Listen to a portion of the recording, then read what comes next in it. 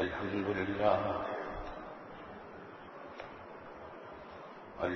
لله نحمده ونستعينه ونستغفره ونؤمن به ونتوكل عليه ونعوذ بالله من شرور أنفسنا ومن سيئات أعمالنا من يهده الله فلا مضل له ومن يضلله فلا هادي له ونشهد أن لا إله إلا الله وحده لا شريك له ونشهد أن سيدنا وحبيبنا ومولانا محمدا عبده ورسوله صلى الله تعالى عليه وعلى آله وصحبه أجمعين وسلم تسليما كثيرا كثيرا. أما بعد فقد قال رسول الله صلى الله عليه وسلم لا يؤمن أحدكم حتى أكون أحب إليه من والده وولده والناس أجمعين. اللهم صل بزرگان محترم اور برادران عزیز، ملک میں طرح طرح کے مسائل چل رہے ہیں، فتنوں کا دور ہے، کبھی کوئی فتنہ ہے کبھی کوئی فتنہ ہے. اب لوگ یہ دشمنان اسلام ہمارے عزم اور ہمارے ایمان کا امتحان لینا چاہتے ہیں. توہین رسالت کر کے رسول اللہ صلی اللہ علیہ وسلم کی شان اقدس میں توہین کا جرم کر کے ہماری برداشت کا امتحان لینا چاہتے ہیں. وہ کیا امتحان لیں گے؟ مسلمانوں نے تو کبھی اس کو برداشت نہیں کیا، اب بھی نہیں کریں گے. ہم کتنے بھی گناہ گار ہیں، ہمارا ایمان کتنا بھی ضعیف ہے، گناہوں میں ہم بھی تھوڑے ہوئے ہیں، لیکن بدکار سے بدکار مسلمان بھی رسول اکرم صلی اللہ علیہ وسلم کی شان اقدس میں ادنیٰ توہین کو برداشت نہیں کر سکتا.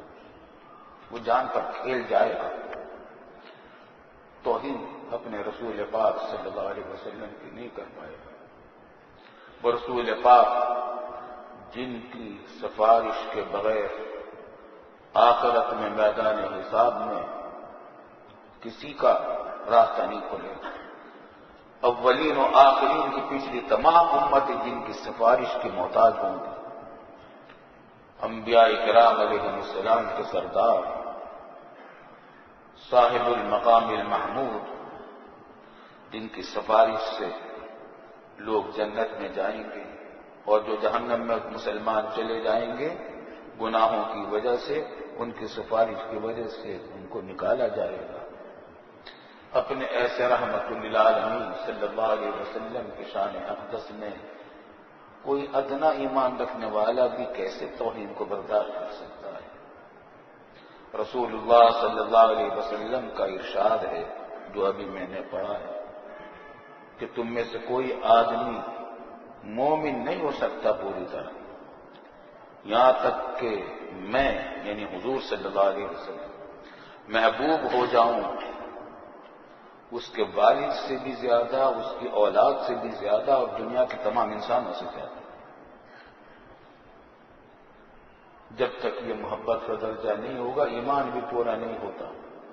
ہم کیسے بھی کہیں گزرے ہیں، لیکن الحمدللہ یہ ایمان ہمارے اندر موجود ہے، اور شاید ہر مسلمان کے اندر یہ موجود ہے. اللہ کے فضل و کرم سے ادنا سے ادنا مسلمان اپنی جان پر کھیل جائے گا، لیکن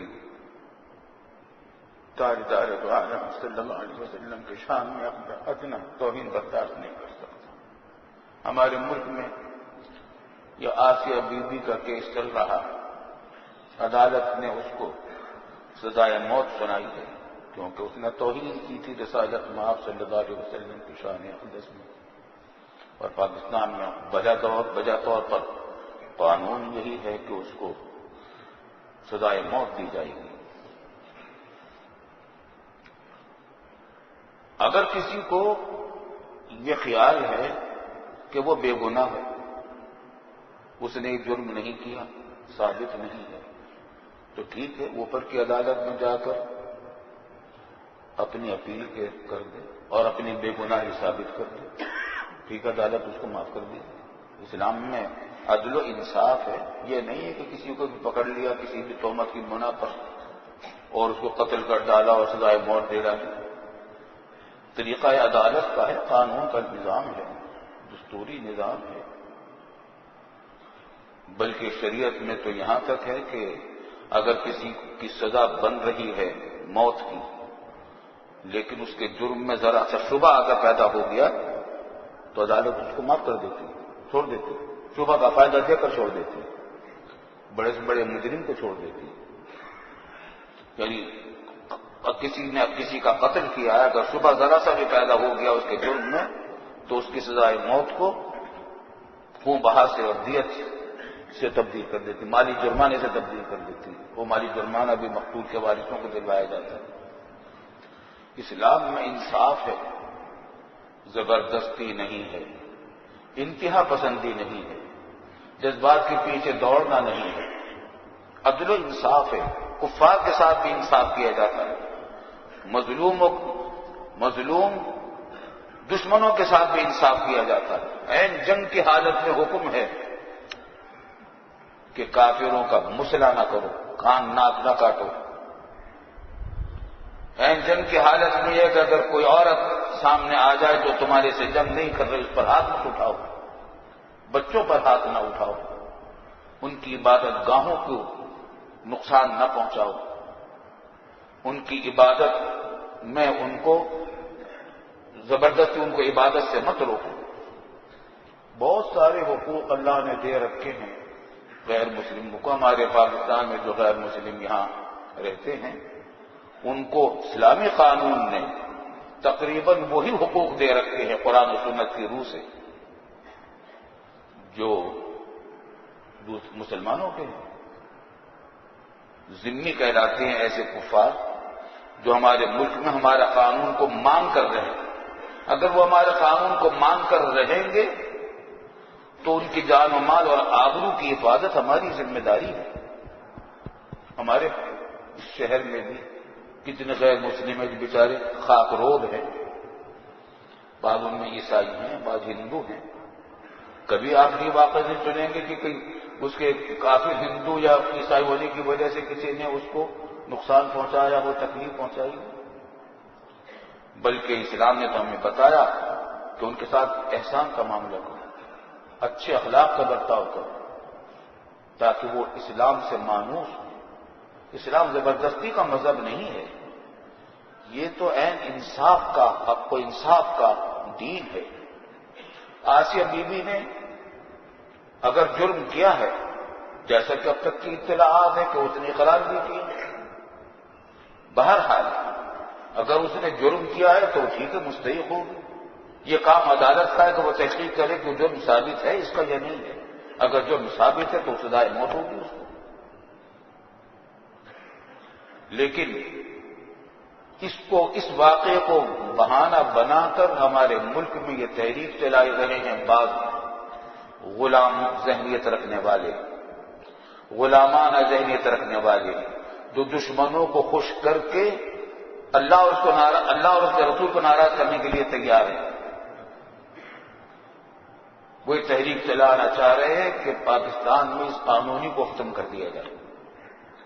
توہین رسالت کا جو قانون ہے، اس پر جو سزا مرتب کی گئی ہے سزائے موت، اس قانون کو تبدیل کیا جائے۔ حالانکہ یہ قانون پارلیمنٹ نے پاس کیا، وفاقی شریعت عدالت نے اس کی توثیق کی ہے، یہ پوری قوم کا متفقہ قانون ہے، بنایا ہوا قانون ہے، اور ہر مومن کے ایمان کا تقاضا ہے۔ ہم کیسے برداشت کریں گے؟ اگر کوئی اپنے باپ کی پر گالی برداشت نہیں کر سکتا تو رسالت مآب صلی اللہ علیہ وسلم کے شان میں گستاخی کو کیسے معاف کرے گا، کیسے برداشت کرے گا؟ تو بعض ہمارے ملک میں ایسے لوگ ہیں جنہوں نے اپنے ضمیر بیچ دیے ہیں غیروں کے ہاتھ، اور وہ اس فکر میں ہے کہ اس قانونی کتیا پانچا کر دیا جائے۔ اگر یہ قانون اس قانون کتیا پانچا کیا گیا تو معلوم ہے کیا ہوگا؟ پھر جگہ جگہ غازی علمدین والے واقعات پیش آئیں گے، لوگ قانون اپنے ہاتھ میں لے لیں گے، اور جس کو دیکھیں گے کہ کسی نے کوئی توہین کی ہے، اور بعض اوقات وہ توہین ایسی ہوگی کہ وہ قانون کی روح سے سزائے موت اس سے نہیں بنتی، پھر بھی لوگ اس کو قتل کریں گے، قانون اپنے ہاتھ میں لیں گے، کیونکہ کوئی مومن برداشت تو نہیں کر سکتا، کوئی نہیں برداشت کرے گا۔ اگر اس کسی مومن کے سامنے کوئی گالی دے کر تو دیکھے رسول اللہ صلی اللہ علیہ وسلم، وہ چھوڑ دے گا اگر قانون نہیں ہوگا۔ قانون ہوگا تو وہ اٹھ جائے گا، پولیس میں جائے گا، رپٹ لکھوائے گا، عدالت میں پیش کرے گا، قانون کے مطابق فیصلہ ہوگا۔ لیکن اگر یہ قانون ختم ہوا تو جگہ جگہ پتہ نہیں کتنے قتل کے واقعات پیش آئیں گے، غازی علمدین جیسے واقعات پیش آئیں گے۔ غازی علمدین کا واقعہ جو پیش آیا تھا وہ اس وجہ سے پیش آیا تھا کہ انگریزی دور حکومت تھا، وہاں توہین رسالت جرم ہی نہیں تھا ان کے اس قانون میں، اور اس کی وجہ سے سزا نہیں ہو رہی تھی عدالت سے اس کو۔ تو غازی علمدین نے کہا کہ عدالت نے سزا دی تھی تو میں دیتا، اس نے قتل کیا، اس کو پکڑا گیا عدالت، قتل کا کیس ان پر چلا، تو اس نے بھری عدالت میں کہا کہ میں نے تو زندگی کا سب سے نیک کام یہی کیا ہے، میں انکار نہیں کرتا، میں نے قتل کیا ہے، اور میری زندگی کا سب سے نیک کام یہی ہے، اسی کی بنیاد پر مجھے جنت کو امید ہے انشاءاللہ، مجھے پھانسی چڑھاؤ۔ تو کوئی مومن رسول اللہ صلی اللہ علیہ وسلم کے شان اقدس میں توہین کو برداشت نہیں کر سکتا، لیکن ساتھ ساتھ دین نے، اسلام نے ہمیں یہ بھی تعلیم دی ہے کہ انصاف کو، عدل کو، قانون قرآن و سنت کو پامال نہ ہونے دو، ان حدود سے تجاوز نہ کرو، اسی وقت یہ قانون بنایا گیا ہے۔ عدالت تحقیق کرے گی، اوپر کی عدالت تحقیق کرے گی، اگر اس سے اوپر کی عدالت ہائی کورٹ فیصلہ کر دیتی ہے، پھر وہ بھی سزائے موت کا فیصلہ کرتی ہے، تو سپریم کورٹ میں جا کر وہ اپیل کر سکتے ہیں، وفاقی شریعت عدالت میں اپیل کر سکتے ہیں۔ لیکن کوئی قانون کے ماوراء ہی اس کو چھڑوانا چاہے، جیسا کہ اس کی کوششیں سامنے آئی کہ عدالت پر رجوع کرنے کی بجائے بس صدر کے پاس پہنچ جائیں گے اور اس سے معافی کروا لیں گے، اس کو برداشت نہیں کیا جائے گا، یہ قابل برداشت نہیں ہے، کوئی مومن برداشت نہیں کرے گا۔ اور بعض لوگ اس کی کوشش کر رہے ہیں کہ قانون ہی ختم کر دیا جائے، اس میں بحثیں آ رہی ہیں، ٹی وی پر بحثیں آ رہی ہیں کہ یہ قانون ضرورت سے زیادہ ہے اور حد سے زیادہ ہے اور فلاں ہے اور فلاں ہے اور فلاں ہے۔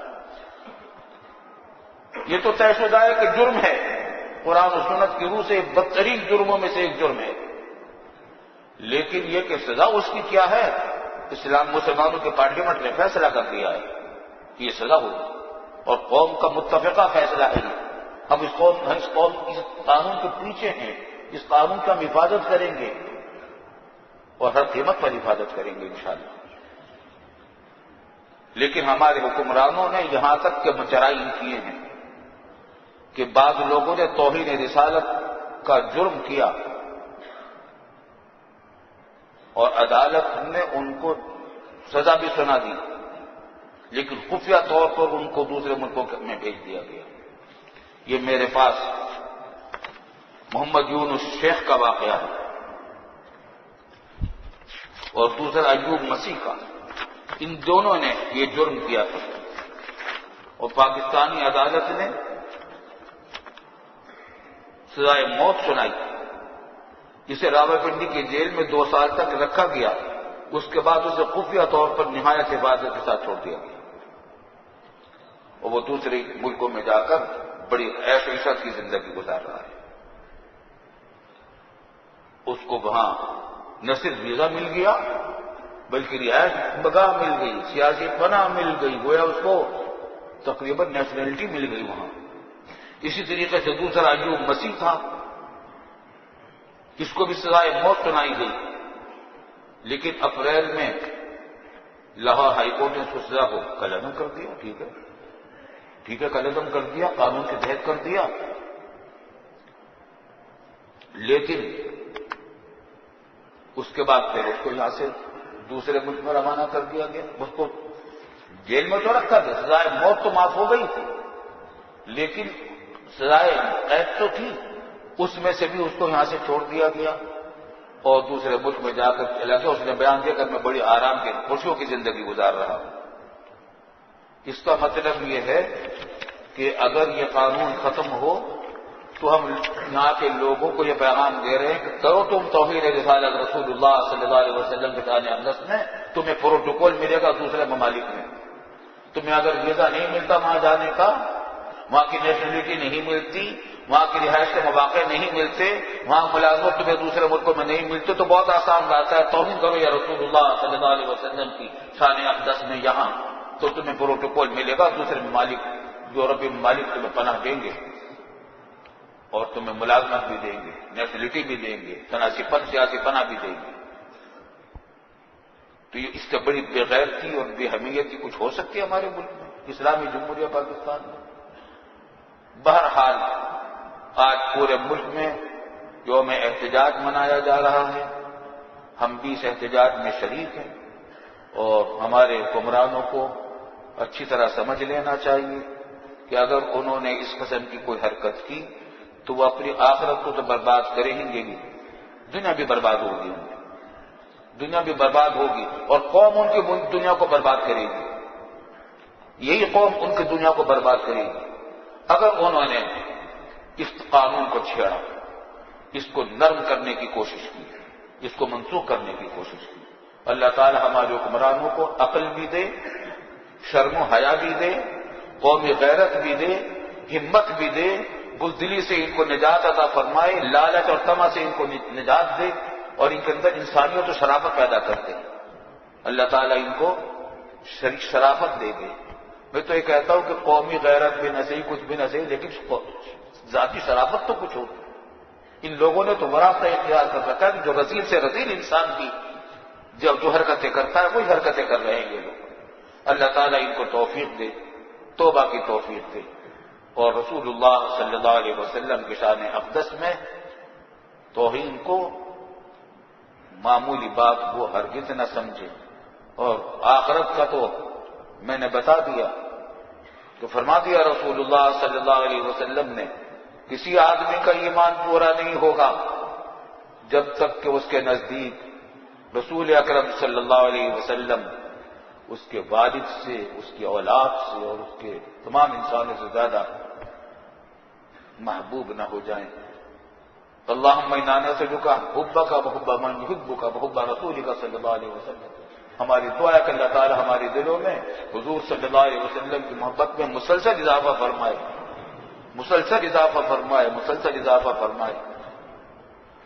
اللہم صلی علی سیدنا و نبینا و حبیبنا و مولانا محمد وبارک وسلم علیہ. پچھلے جمعہ کو ہمارا سفر ہو گیا لاہور کا. وہاں ایک اہم سیمینار تھا بلا سودی بینکاری کے سلسلے میں، اور کچھ مدرسوں میں بھی وہاں بیانات ہوئے. یہاں حاضری نہیں ہو سکی. اس سے پچھلے جمعہ کو شکر کا بیان چل رہا تھا اور کچھ صبر کا بیان شروع ہوا تھا.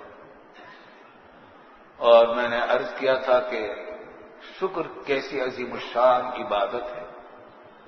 اللہ رب العالمین کی نعمتوں کی بارش ہر وقت ہر آن ہے ہمارے اوپر.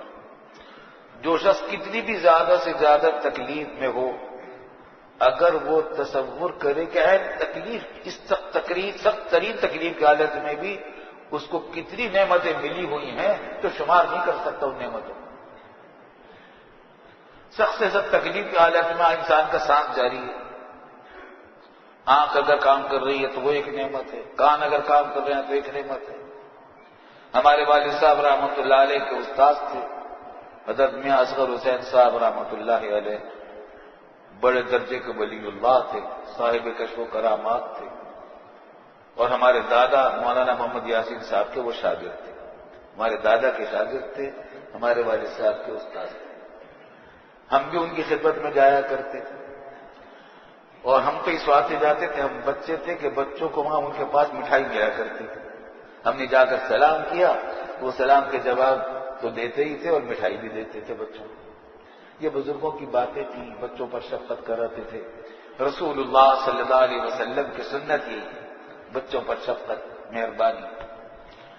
جب بچوں پر شفقت ہوگی، بزرگ شفقت کریں گے تو بچپن سے ہی بزرگوں سے مانوس ہو جائیں گے بچے، اور یہ مانوس ہونا ان کے لیے آئندہ دینی ترقی کا ذریعہ بنے گا۔ خیر، تو بڑے بزرگ صاحب کشف و کرامات بزرگ تھے، بہت کشف ہوتے تھے، ان کو کرامات ہوتے۔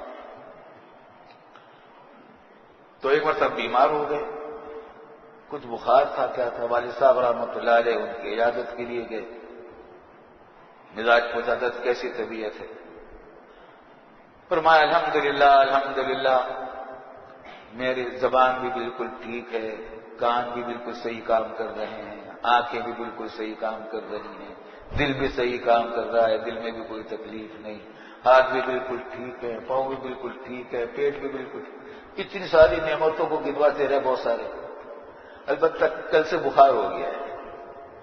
اتنی ساری نعمتوں کو گنوانے کے بعد اس بیماری کا ذکر کیا۔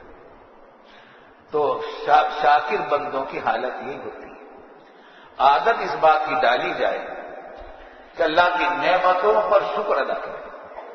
قرآن کریم میں فرمایا لئن شکرتم لأزیدنکم، اگر تم شکر کرو گے تو میں اور دوں گا۔ اللہ کی نعمتیں بڑھوانا اگر چاہتے ہو تو شکر کیا کرو، جتنے شکر کرتے جاؤ گے نعمتیں بڑھتی چلی جائیں گی، اللہ کا وعدہ ہے، تجربہ کر کے دیکھ لیجیے۔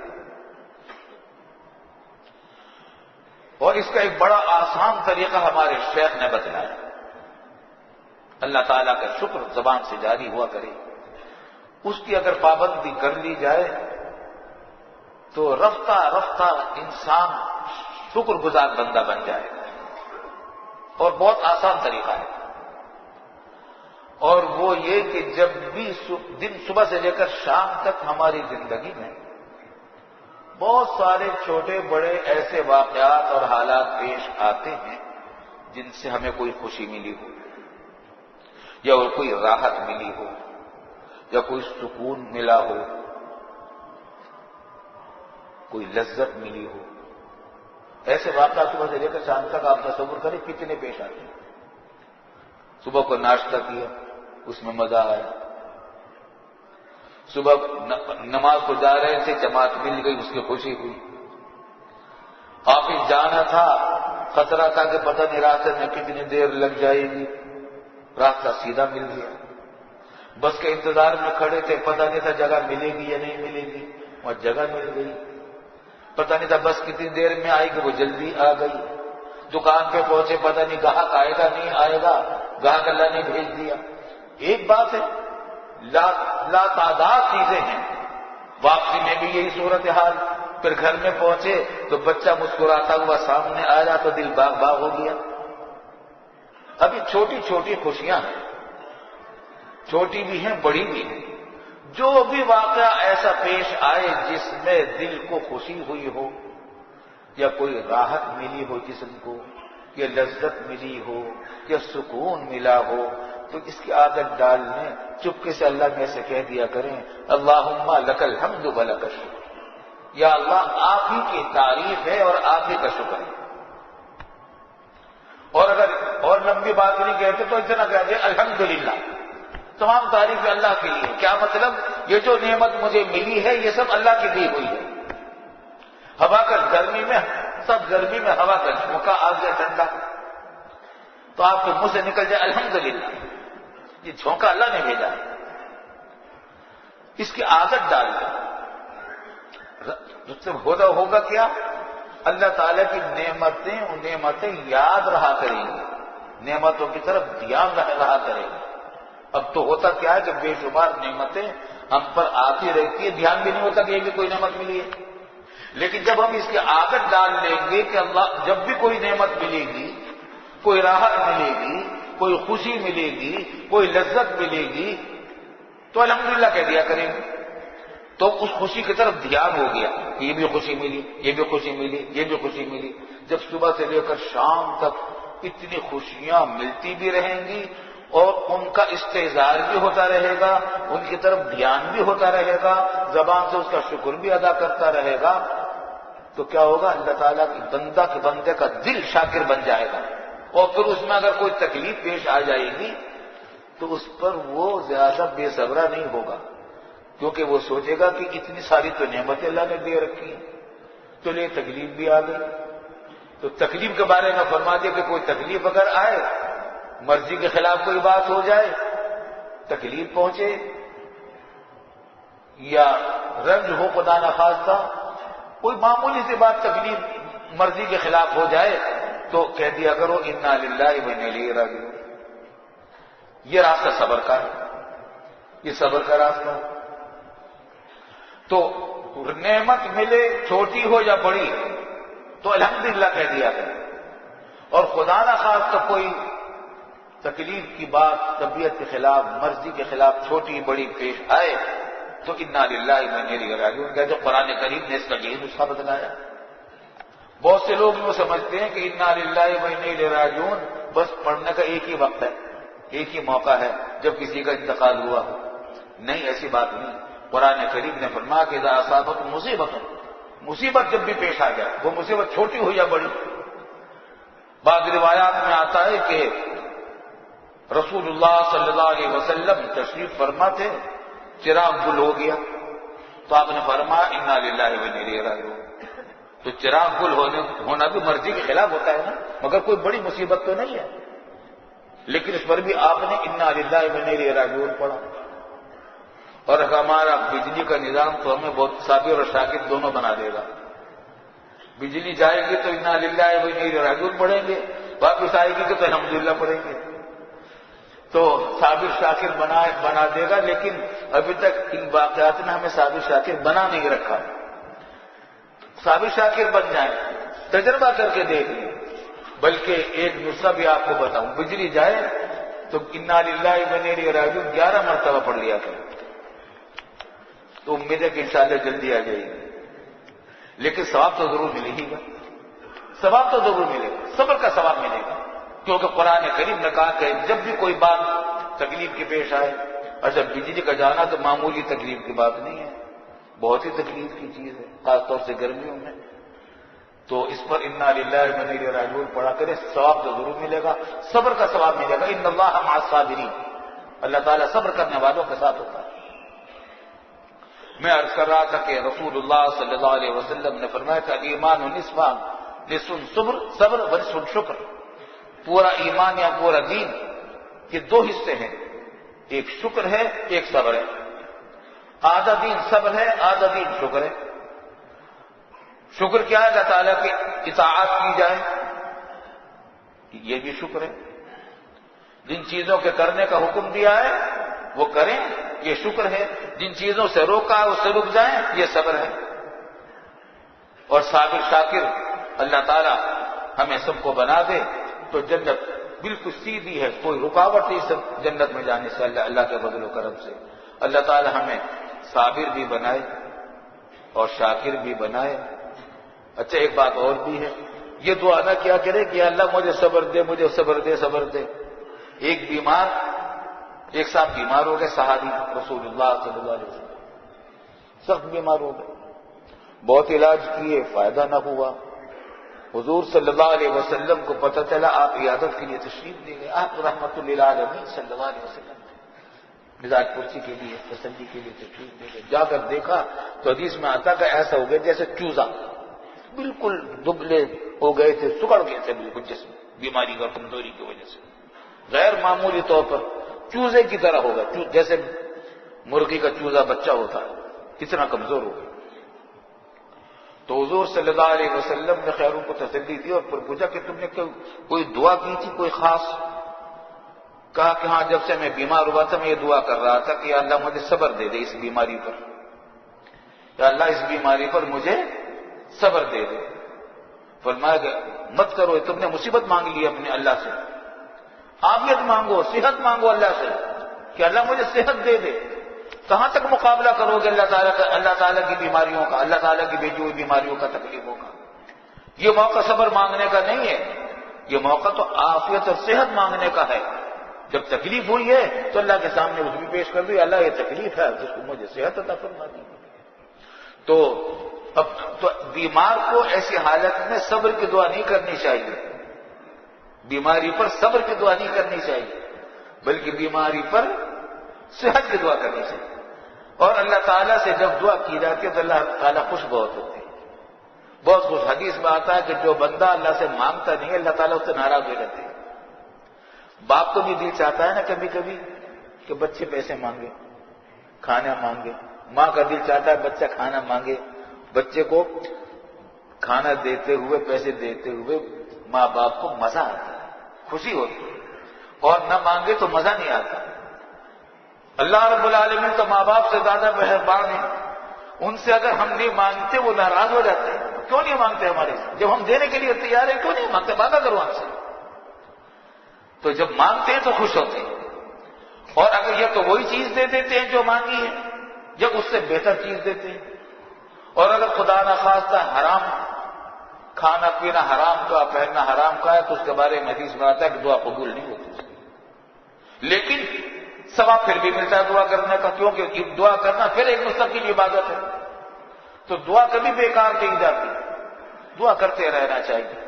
تو اللہ تعالی ہمیں صبر کی بھی توفیق دے، لیکن مصائب سے بچائے، عافیت کاملہ عطا فرمائے، راحتیں ہی راحتیں عطا فرمائے، مکمل راحت اور کامیابی عطا فرمائے، اور شکر کی بھی توفیق دے۔ وآخر دعوانا الحمدللہ رب العالمین، وآخر دعوانا الحمدللہ رب العالمین، وآخر دعوانا الحمدللہ رب العالمین، وآخر دعوانا الحمدللہ رب العالمین۔